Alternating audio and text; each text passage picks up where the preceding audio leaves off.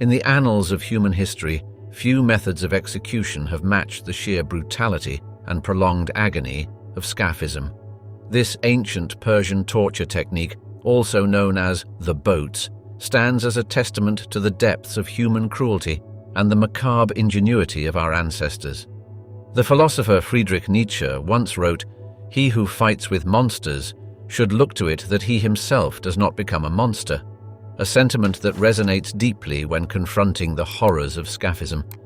The origins of Scaphism can be traced back to the Persian Empire, a vast realm that stretched from the Balkans to Central Asia at its height in the 5th century BCE.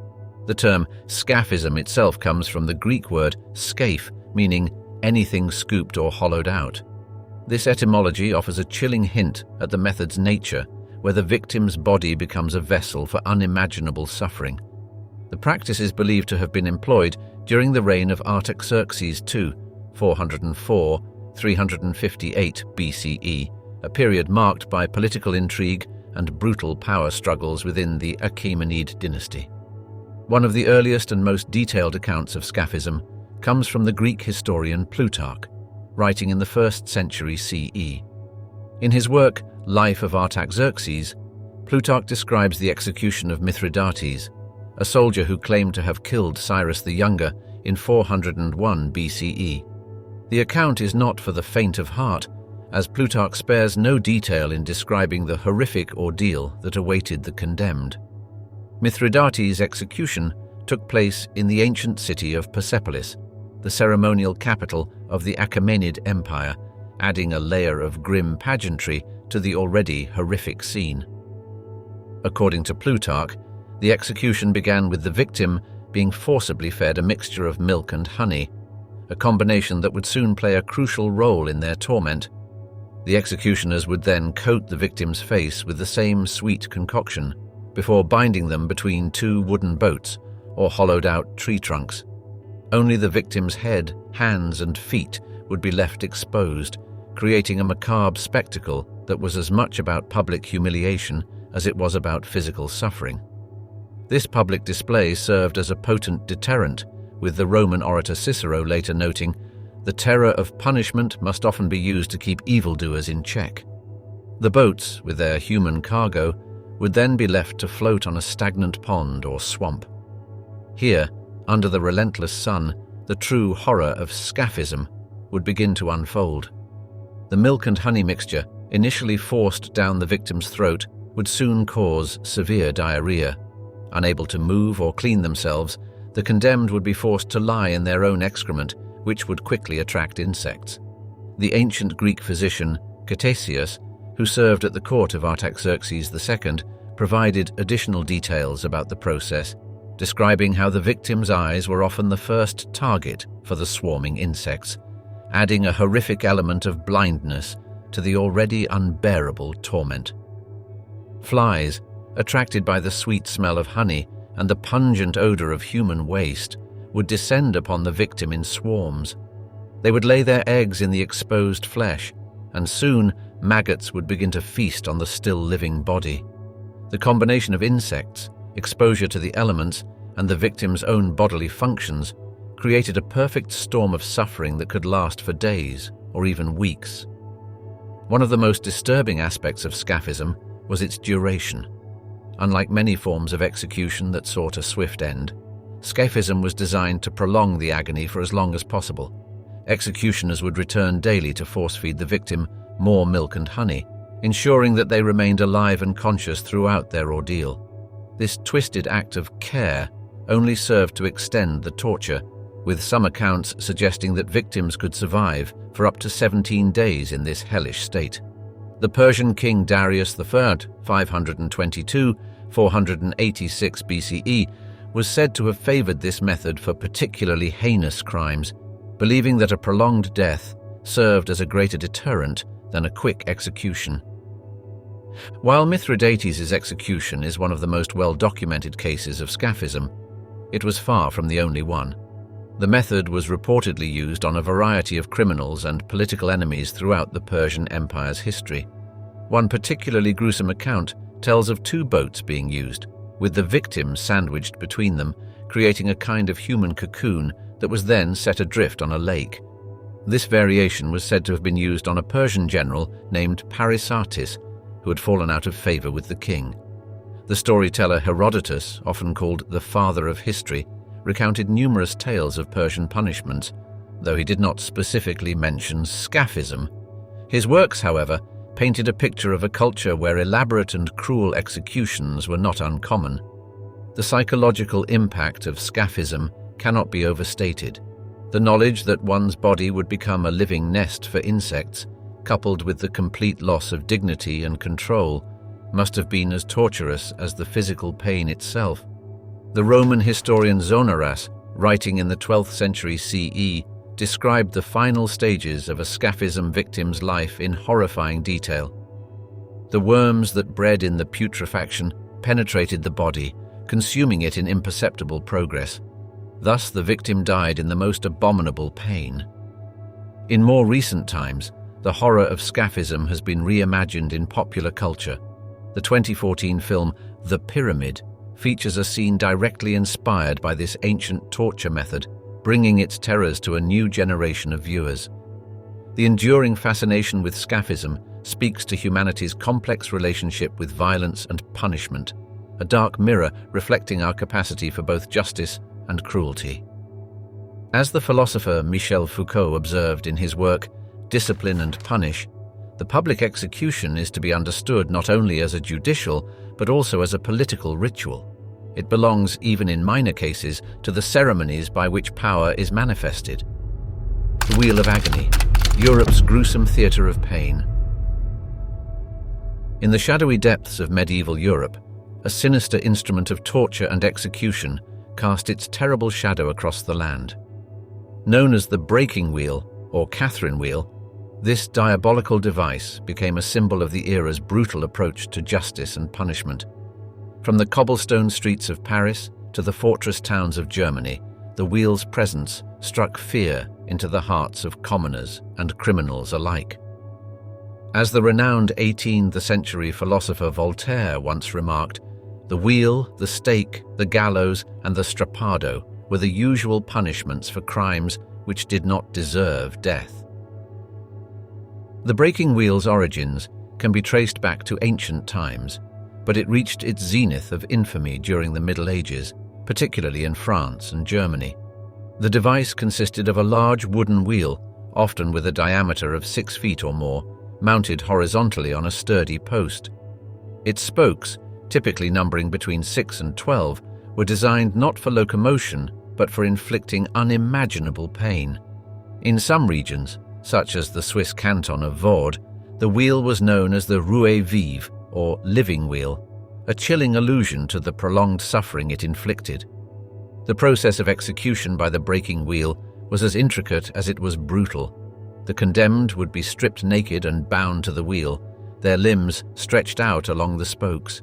The executioner, often a skilled professional who took pride in his grim craft, would then set about systematically breaking the victim's bones with a heavy iron bar or hammer. Starting with the legs and arms, he would work his way inward, shattering joints and crushing bones with practiced precision. One such executioner, Charles-Henri Sanson, who served as the royal executioner of France during the reign of King Louis XVI, wrote in his memoirs, "The art of the wheel is to prolong the agony, to make death a thing of hours, not minutes. In some cases, the executioner would deliver a coup de grâce, a blow to the chest or abdomen, to hasten death. However, in particularly severe cases, the victim would be left to die slowly, sometimes taking days to succumb to their injuries, exposure, and dehydration. The wheel would then be hoisted upright and displayed in a public place, serving as a grim warning to would-be wrongdoers. In 1581, the infamous serial killer Peter Niers was subjected to an especially gruesome execution in Neumarkt in der Oberpfalz, Germany. Over the course of 3 days, he was broken on the wheel, with 42 strikes administered before he finally expired. One of the most infamous cases involving the breaking wheel occurred in 1757 in Paris. Robert-François Damiens, who had attempted to assassinate King Louis XV, was sentenced to be broken on the wheel in the Place de Grève. The execution, witnessed by thousands, lasted for hours as Damiens endured unimaginable torments. The renowned philosopher Voltaire, deeply affected by the brutality of the spectacle, later wrote, "It is impossible to express the horror of the sight." The execution was so gruesome that it was detailed in the Encyclopedia of Denis Diderot, serving as a stark illustration of the era's judicial cruelty. The use of the breaking wheel varied across Europe. In Germany, it was often reserved for the most heinous crimes, such as patricide or regicide. The Constitutio Criminalis Carolina, the first comprehensive German penal code issued by Emperor Charles V in 1532, specifically mentioned the breaking wheel as a form of aggravated execution for severe offences. In the German city of Hamburg, the last execution by wheel took place as late as 1759, when the murderer Matthias Claudius met his grisly end. In France, the wheel became closely associated with the punishment of highwaymen and bandits. The notorious outlaw Cartouche, who terrorized Paris in the early 18th century, met his end on the wheel in 1721. His execution drew a crowd of over 200,000 spectators, underscoring the macabre fascination the public held for such brutal spectacles. Cartouche's demise became the stuff of legend, inspiring numerous works of literature and art, including a play by Voltaire himself. Interestingly, the term Catherine Wheel is believed to have originated from the martyrdom of Saint Catherine of Alexandria in the 4th century. According to legend, she was condemned to die on a spiked breaking wheel, but the wheel miraculously broke upon touching her. This association led to the wheel becoming her iconographic attribute and, ironically, a symbol of her sanctity. The 15th century English mystic Marjorie Kempe wrote of St. Catherine's ordeal, "And when she was set on the wheel, our Lord brake the wheel, and it slew many of the people about." The breaking wheel's reign of terror extended beyond the borders of France and Germany. In Scotland, it was used in the execution of Robert Ware in 1604, marking one of the few recorded instances of its use in the British Isles. The Scottish chronicler Robert Birrell described the event as "an spectacle of infinite mercy." In Russia, the rebel leader Yemelyan Pugachev was broken on the wheel in Moscow in 1775 on the orders of Catherine the Great. His execution was witnessed by the young Alexander Pushkin, who later incorporated the event into his historical novel, The Captain's Daughter. The psychological impact of the breaking wheel on medieval society cannot be overstated. Its use was not merely about punishment, but about creating a spectacle of suffering that would serve as a deterrent to crime. The 16th century French judge Jean de Corrat wrote, "The sight of a man broken on the wheel is a more efficacious lesson to the people than 100 sermons." Despite its widespread use, voices of dissent against the breaking wheel's barbarity began to emerge during the Enlightenment. The influential treatise on crimes and punishments by Cesare Beccaria, published in 1764, argued against such cruel forms of punishment, stating, "The severity of a punishment should be just sufficient to excite compassion in the spectators." Beccaria's work influenced reformers across Europe, including Catherine the Great of Russia and Grand Duke Leopold of Tuscany, who abolished the use of torture in their respective domains. As Europe slowly moved towards more humane forms of justice, the use of the breaking wheel began to decline. In France, its use was officially abolished in 1789 during the early stages of the French Revolution. The last person to be executed by the wheel in France was a criminal named Cazier, put to death in Abbeville in 1788. In Germany, the last known execution by breaking wheel occurred in 1841 in the state of Prussia, marking the end of this brutal chapter in European judicial history. Today, the breaking wheel serves as a stark reminder of a darker chapter in human history. Museums across Europe, such as the Medieval Crime Museum in Rothenburg ob der Tauber, Germany, house preserved examples of these wheels, allowing modern visitors to contemplate the brutal realities of medieval justice. The Torture Museum in Amsterdam features a particularly chilling reproduction of a breaking wheel, complete with a lifelike mannequin, providing a visceral connection to the past. The wheel's legacy lives on in language as well, with phrases like breaking on the wheel persisting as metaphors for extreme hardship or suffering. The bronze beast, echoes of agony in ancient Sicily. In the annals of human cruelty, few inventions have captured the imagination quite like the brazen bull of ancient Sicily. This diabolical device, a hollow statue of a bull cast in bronze, stands as a testament to the depths of human ingenuity when applied to the art of torture. As we delve into the smoke-filled chambers of history, we uncover a tale that blends myth, tyranny, and the macabre in equal measure. The Greek historian Polybius, writing in the 2nd century BCE, remarked, "Of all the manifestations of cruelty, none is more abhorrent to human feeling than torture applied in a spirit of cold-blooded moralizing." The story of the brazen bull begins in the sun-drenched city of Akragas, modern-day Agrigento, on the southern coast of Sicily, around 560 BCE.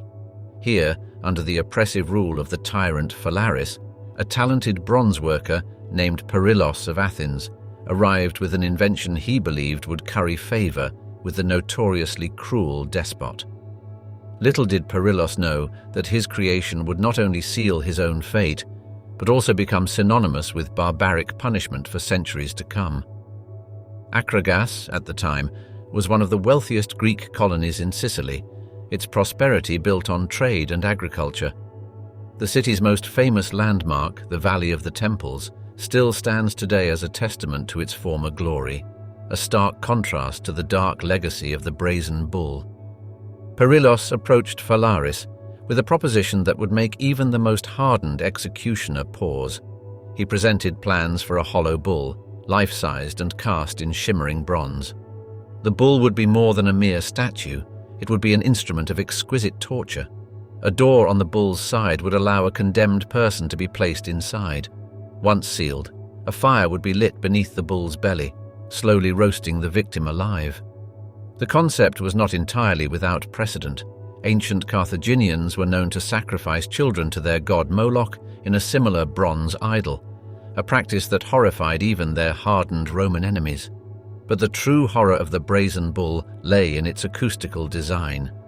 Perillos, in a stroke of twisted genius, had engineered a system of tubes and stops within the bull's head. As the victim's screams echoed through these carefully crafted channels, they would be transformed into sounds resembling the bellowing of an enraged bull. The more the victim suffered, the more realistic and terrifying the bull's roars became. This acoustical feature was reminiscent of the Greek fascination with automata and complex mechanical devices, exemplified by the work of Hero of Alexandria, who would later design steam-powered devices and automatic doors for temples. Phalaris, intrigued by this grisly invention, ordered its immediate construction. The fires of the forge blazed day and night as Perillos and his team of craftsmen labored to bring the bronze beast to life. When at last the bull stood gleaming in the Sicilian sun, Phalaris demanded a demonstration. It was then that the tale took its most ironic turn. The Roman poet Ovid, in his work Tristia, would later write, "The artist became the first victim of his own art," a phrase that perfectly encapsulates the fate of Perillos. According to the ancient historian Diodorus Siculus, who chronicled these events nearly 5 centuries later, Phalaris ordered Perillos himself to be the first to experience his own creation. The inventor was forced inside the bull, and a fire was lit beneath. As Perillos's screams were transformed into the bull's bellows, Phalaris is said to have remarked on the excellence of the invention. However, not wishing the inventor to die from his own device, Phalaris had Perillos removed before he succumbed to the heat. In a final act of cruelty, the tyrant then had Perillos thrown from a cliff, ensuring that the bull's creator would never build such a device again. This account, while possibly embellished over time, reflects the ancient Greek concept of poetic justice, or dikaios, a theme often explored in their tragedies and philosophical works. The Roman orator Cicero, writing about these events in his work Against Verres, nearly 5 centuries later, vividly described the bull's operation. The cries of the man inside, transformed by the resonance of the bronze, created a sound more bestial than human. This description captures the psychological terror the device instilled, blurring the line between man and beast in its victim's final moments. Cicero's account was part of his prosecution of Gaius Verres, a corrupt Roman governor of Sicily, demonstrating how the memory of the brazen bull continued to resonate in Sicilian culture long after its creation. The brazen bull quickly became Phalaris's preferred method of execution. Countless victims, including political rivals, criminals, and even innocent citizens who had fallen out of favor, met their end within the bronze beast's scorching embrace. The bull's bellows became a sound of dread throughout Akragas, a constant reminder of the tyrant's power and cruelty.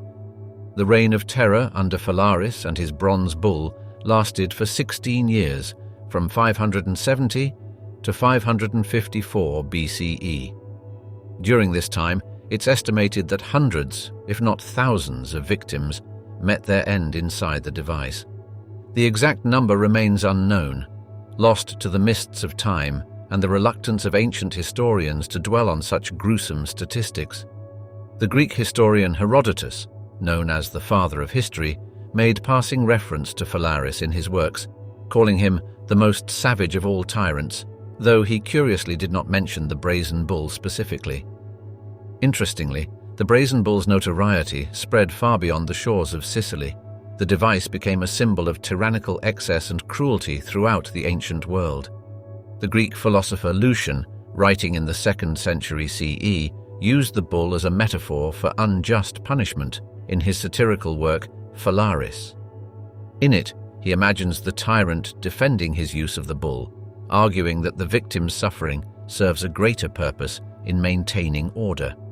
Lucian's work reflects the ongoing debate in ancient philosophy about the nature of justice and the limits of power, themes explored by thinkers from Plato to the Stoics. The legacy of the brazen bull extended well into the Roman period. The Emperor Hadrian, during his visit to Sicily in 121 CE, is said to have climbed Mount Etna to see the remains of the infamous device, which by then had become something of a dark tourist attraction. Whether Hadrian actually saw the original bull or merely a replica is a matter of debate among historians. The Roman historian Suetonius, in his work The 12 Caesars, mentions that the Emperor Caligula, known for his cruelty, had a fascination with ancient torture devices and may have ordered replicas of the brazen bull to be made. The Blade of Equality, whispers of the guillotine's dark legacy. In the misty dawn of a Parisian morning, the ominous silhouette of the guillotine looms against the sky, its blade gleaming with the promise of swift justice. This infamous machine, forever etched in the annals of history, stands as a chilling symbol of revolution, terror, and the relentless march of progress. Though its name is inextricably linked to the blood-stained streets of 18th century France, the guillotine's reach extended far beyond the tumultuous years of the French Revolution, casting its shadow across Europe well into the modern era. As Victor Hugo poignantly observed, the guillotine is the concretization of the law. It is called vindicta. It is not neutral, nor does it allow you to remain neutral. The story of the guillotine begins not with its namesake, Dr. Joseph Ignace Guillotin, but with the ancient quest for a more humane method of execution. In 1789, as the winds of change swept through France, Dr. Guillotin, a respected physician and member of the Revolutionary National Assembly, proposed a machine that would deliver death quickly and painlessly to all condemned, regardless of their social status. "With my machine," he declared, "I cut off your head in the twinkling of an eye, and you never feel it." Little did he know that his name would become synonymous with the very instrument he advocated for on humanitarian grounds. Interestingly, Guillotin was not the first to propose such a device. Similar concepts had been used in Halifax, England, the Halifax gibbet, and in Scotland, the Maiden, centuries earlier. The design of the guillotine was refined by Dr. Antoine Louis, secretary of the Academy of Surgery, and the first prototype was built by a German harpsichord maker named Tobias Schmidt. On April 25, 1792, the guillotine claimed its first victim, a highwayman named Nicolas Jacques Pelletier. As the blade fell, a collective gasp rose from the crowd gathered in the Place de Grève. The execution was over in seconds, a far cry from the prolonged spectacles of hanging or beheading by sword that had preceded it. Sanson, the executioner, reportedly remarked, "Now, with my machine, I'm sure of my blow." The efficiency of the new device was immediately apparent, with some spectators even complaining that it was too quick and lacked the drama of traditional executions. During the Reign of Terror, 1793 to 1794, the guillotine became the grim centerpiece of revolutionary fervor. In Paris alone, some 2,600 people met their end beneath its blade, including King Louis XVI and his queen, Marie Antoinette. The machine worked with ruthless efficiency, capable of decapitating up to 3,000 people per month. The French journalist Louis-Sébastien Mercier described the scene. "The guillotine works without pause. The executioner's assistants are worn out and sick at heart. The grim repetition of their duties has made them begin to function like machines." Among the notable victims was Maximilien Robespierre, one of the key figures of the French Revolution, who met his end on July 28, 1794, marking the end of the Reign of Terror. The day before his execution, Robespierre shot himself in the jaw, leading to a grotesque scene as he ascended the scaffold with a bandaged face. But the guillotine's reign was not confined to the borders of France. As Napoleon's armies marched across Europe, they brought with them this emblem of revolutionary justice. The device was adopted in various forms in Germany, Italy, Sweden, and even as far as French Guiana. In Belgium, the last execution by guillotine took place in 1863. Germany continued to use the device until 1949, with its last victim being Richard Schur, executed in Tübingen for murder. In Nazi-occupied Poland, the guillotine was used extensively, with an estimated 16,000 Poles executed between 1941 and 1945 in prisons like Pawiak in Warsaw. Perhaps one of the most curious chapters in the guillotine's history occurred in Sweden. In 1900, the country decided to replace hanging with the guillotine, ordering a device from France. However, it was used only once in 1910 for the execution of Johann Alfred Ander. After this single use, the machine was retired and now rests in the Stockholm Police Museum, a silent testament to changing attitudes towards capital punishment. Ander's last words were reportedly, "I'm happy to be the last one," though his wish would not be granted for many decades in other parts of Europe. As the 20th century dawned, the guillotine continued its grim work in France. During World War I, it was used to execute spies and deserters. In World War II, the Nazi occupation saw the device employed against members of the French resistance. One of the most famous victims of this period was Marie-Claude Vaillant-Couturier, a member of the resistance who survived her encounter with the blade due to a last-minute reprieve, only to face the horrors of concentration camps. She later testified at the Nuremberg trials, describing her near execution. "I was already on the plank, my neck in the lunette. When the order came to stop, it was a mock execution."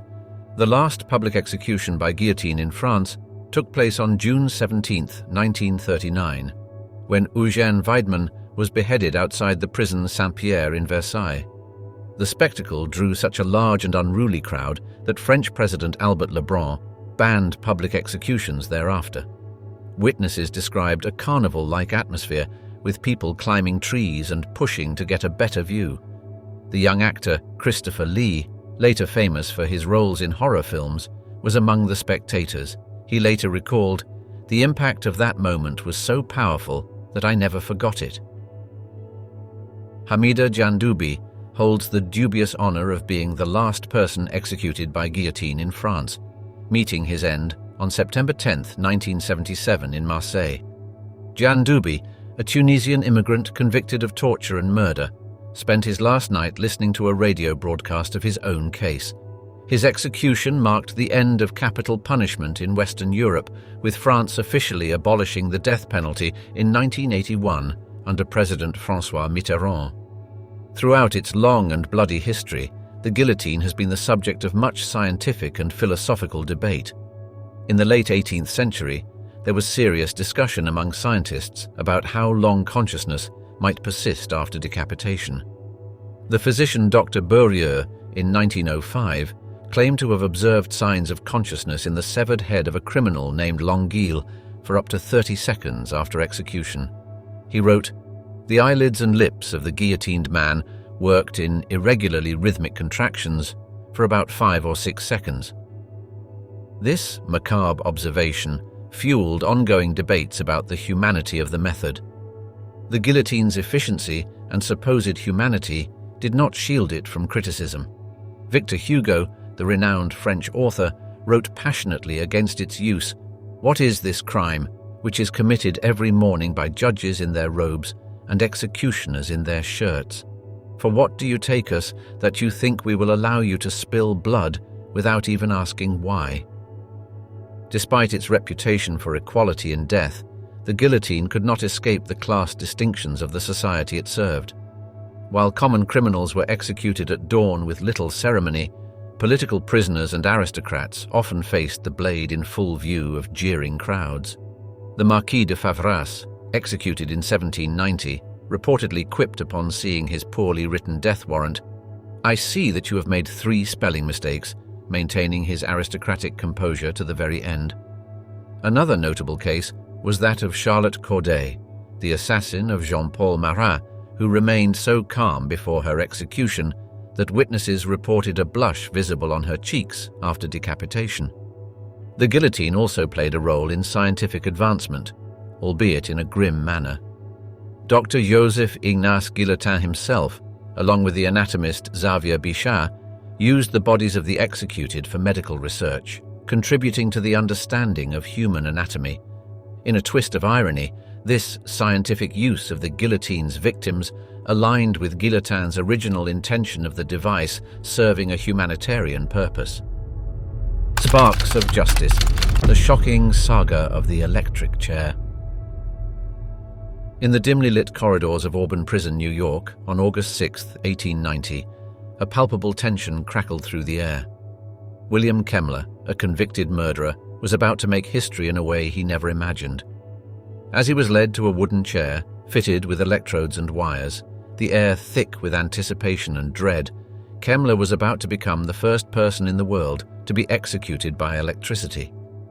The execution chamber, a stark room with bare walls and a concrete floor, housed the ominous contraption that would soon be known across the nation as Old Sparky. As Kemmler was strapped in, he reportedly said, "Take it easy and do it properly. I'm in no hurry." Little did he know the gruesome spectacle that was about to unfold. The electric chair, a grim innovation born from the mind of a dentist named Alfred P. Southwick, emerged during a time when America was seeking more humane methods of capital punishment. Inspired by an accidental death he witnessed when a drunken man touched a live electric generator, Southwick believed electricity could offer a quick and painless death. Little did he know that his creation would become one of the most controversial and enduring symbols of capital punishment in the United States. Southwick's inspiration came in 1881 when he saw a man die instantly after touching a generator at a Buffalo, New York power plant.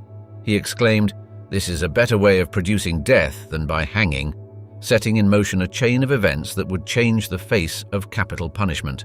The development of the electric chair was not without its share of corporate intrigue. Thomas Edison, the famed inventor, lobbied heavily for its adoption, but not out of any humanitarian concern. Edison saw an opportunity to discredit his rival, George Westinghouse's alternating current system, by associating it with death. In a macabre twist of fate, the first electric chair used Westinghouse AC generators, much to Edison's satisfaction. Edison went so far as to publicly electrocute animals, including an elephant named Topsy in 1903, to demonstrate the dangers of AC current. He coined the term Westinghoused as a synonym for electrocution, showcasing the depths of this corporate rivalry. As William Kemmler sat in that fateful chair in Auburn prison, witnesses held their breath. The first jolt of electricity, lasting 17 seconds, failed to kill him. "Great God, he is alive!" exclaimed District Attorney Charles Becker. A second, more powerful current was applied for 2 minutes, finally ending Kemmler's life. The New York Times reported the execution as an awful spectacle, far worse than hanging. George Westinghouse commented, "They would have done better using an axe." Dr. Edward Charles Spitzker, who witnessed the execution, described it as an infamous exhibition of inhumanity. The botched execution led to immediate calls for reform, with some arguing for a return to hanging. Despite its gruesome debut, the electric chair rapidly gained popularity across the United States. By 1908, Ohio had introduced a portable electric chair nicknamed Old Sparky, which traveled from prison to prison. This mobile harbinger of death executed 315 people between 1908 and 1963, a testament to the efficiency and widespread adoption of this new method of execution. The chair's portability allowed for executions to be carried out in various locations, including the Ohio State Penitentiary and the London Prison Farm. One of its most notable passengers was Anna Marie Hahn, the first woman executed in Ohio's electric chair in 1938 for poisoning several elderly men. One of the most infamous executions by electric chair was that of Ruth Snyder in 1928. Snyder, convicted of murdering her husband, became the first woman to be executed by electricity in New York. Her execution gained notoriety when a photographer, Tom Howard, secretly captured an image of her in the chair using a camera strapped to his ankle. The photograph, published in the New York Daily News under the headline "Dead," shocked the nation and reignited debates about the ethics of capital punishment. Snyder's last words were, "Father, forgive them, for they know not what they do." The image became one of the most famous news photographs of the 1920s, forever linking Snyder's name with the electric chair. The electric chair's reign of terror reached its peak in the 1930s, with 153 executions in 1935 alone. Notable among these was the execution of Bruno Richard Hauptmann in 1936 for the kidnapping and murder of Charles Lindbergh's son. Hauptmann's execution took 17 minutes, fueling further controversy about the method's supposed humanity. Hauptmann maintained his innocence until the end, reportedly saying, "I am glad that my life in a world which has not understood me has ended. Soon I will be at home with my Lord, so I am dying an innocent man." The case remains controversial to this day, with some historians questioning Hauptmann's guilt. As the years passed, the electric chair became ingrained in American culture, spawning nicknames like Old Smoky, Yellow Mama, and Gruesome Gertie. It featured prominently in films, literature, and even dark humor. The phrase "riding the lightning" entered the vernacular as a euphemism for execution by electricity. Stephen King's novel The Green Mile, later adapted into a successful film, brought the electric chair vividly into popular culture. The chair even inspired a cocktail called the Electric Chair, a potent mix of vodka, gin, tequila, and other spirits, reflecting its grim reputation. However, the chair's reputation for quick and painless death was repeatedly challenged. In 1946, Louisiana teenager Willie Francis survived his first execution attempt when the chair malfunctioned. He was successfully executed a year later, but his case raised serious legal and ethical questions. Francis's last words before his second execution were hauntingly simple. "I wish you'd hurry up. I want to get it over with." His case went all the way to the US Supreme Court, which ruled 5-4 that a second execution attempt did not constitute cruel and unusual punishment. Justice Felix Frankfurter, who voted with the majority, later said it was one of his greatest regrets. The 1960s and 70s saw a decline in the use of the electric chair as public opinion shifted against capital punishment. The Supreme Court's 1972 decision in Furman v. Georgia effectively suspended the death penalty nationwide. When executions resumed in 1976, many states opted for lethal injection as a supposedly more humane alternative.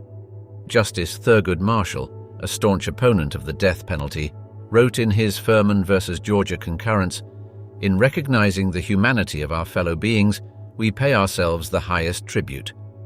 Yet, the electric chair persisted. In 1979, John Spenkelink became the first person executed after the reinstatement of the death penalty, dying in Florida's electric chair. His last words, "capital punishment, them without the capital get the punishment," became a rallying cry for opponents of the death penalty. Spenkelink's execution marked the beginning of a new era in American capital punishment, with 98 more individuals following him to the chair in various states over the next decade. The controversy surrounding the electric chair reached a crescendo in the 1990s. In 1997, Pedro Medina's execution in Florida's electric chair went horribly wrong, with flames and smoke erupting from his head.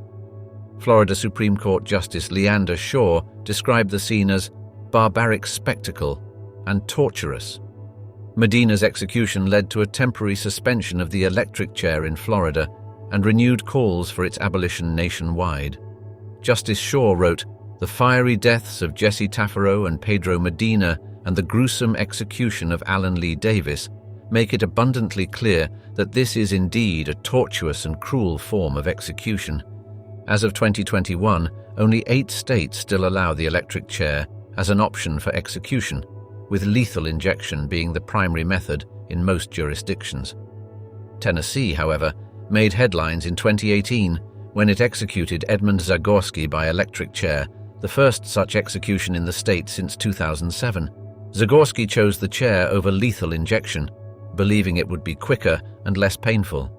His last words were, "Let's rock," a chilling reflection of the electric chair's place in American culture. The electric chair remains a potent symbol of the ongoing debate over capital punishment in America. Its history is intertwined with technological progress, corporate rivalry, and changing social attitudes towards crime and punishment. As we continue to grapple with these issues, the image of the electric chair serves as a haunting reminder of the thin line between justice and cruelty, progress and barbarity. In the words of Albert Camus, what then is capital punishment but the most premeditated of murders, to which no criminal's deed, however calculated it may be, can be compared? As we close this chapter on the worst torture devices in history, we're left to ponder. In our quest for justice, how far is too far? And in our darkest moments, can we find the strength to choose mercy over vengeance? Thank you for joining us on this haunting exploration. May it serve not just to shock, but to remind us of the preciousness of human dignity and the eternal vigilance required to protect it. Until next time, keep questioning, keep learning, and above all, keep your humanity intact.